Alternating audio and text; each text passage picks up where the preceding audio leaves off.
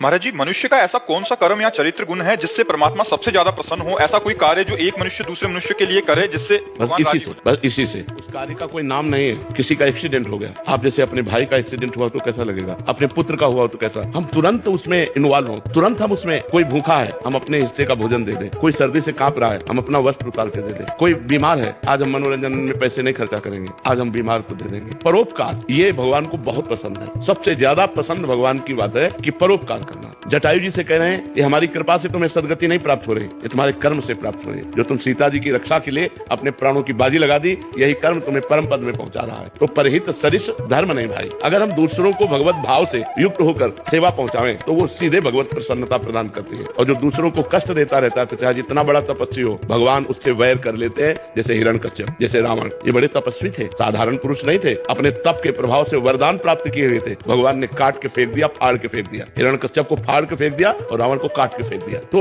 जो दूसरों को दुख पहुंचाता है, चाहे जितना बड़ा तपस्वी, बलवान, विद्वान, चाहे जितनी आराधना करता हो, उसका परिणाम विनाश ही होगा। और जो दूसरों को सुख पहुंचाता है, चाहे छोटी छोटी बात से ही हम बहुत मृदु बोले, हमारे पास जो धन है वो वाणी है, वो तन है, वो मन है और जो वस्तुएं हैं, तो हम पहला सबसे ज्यादा मृदु वाणी बोले, किसी को दुख न पहुंचे। दूसरा, हम तन से वही कार्य करें जिससे दूसरे को आनंद मिले, दूसरे को सुख पहुंचे। हम मन से वही संकल्प करें जिससे दूसरों को लाभ मिले। दूसरों खुद को ठगा लो और दूसरों को, तो आपको परम लाभ मिलेगा। दूसरों को सुख मिला आपको ठग के, तो आपको जो देगा मालिक, तो इन ठगने वालों से कोई फर्क नहीं पड़ता। इसलिए तन, मन, धन, वचन, इनके द्वारा हमारा उद्देश्य बन जाए कि किसी भी प्राणी को कष्ट नहीं देंगे, बस भगवान प्रसन्न हो गए। अब देखो कैसे कैसे लोग निर्दयी होते जाते हैं, पराई बहन बेटियों के साथ दुर्व्यवहार करके काट देना, मार देना, यहाँ पशुओं को भून भून कर खाना, काटना, उबाल। अब ये सब दुर्गति होने वाली है इन लोगों की। ये जितने ऐसे आचरण करते हैं, ये सब यहाँ जलेंगे और नरक में जलेंगे, तब जाके पवित्र होंगे। फिर पशु पक्षी भूत प्रेत की योनियां प्राप्त होंगी। इसलिए मनुष्य योनि जो मिली है वो परोपकार करने के लिए मिली है। परहित सरिस धर्म नहीं भाई। दूसरों को सुख पहुंचाओ, इससे बड़ा कोई धर्म नहीं है। यही भगवत भाव से, इसी से भगवान प्रसन्न हो जाते हैं।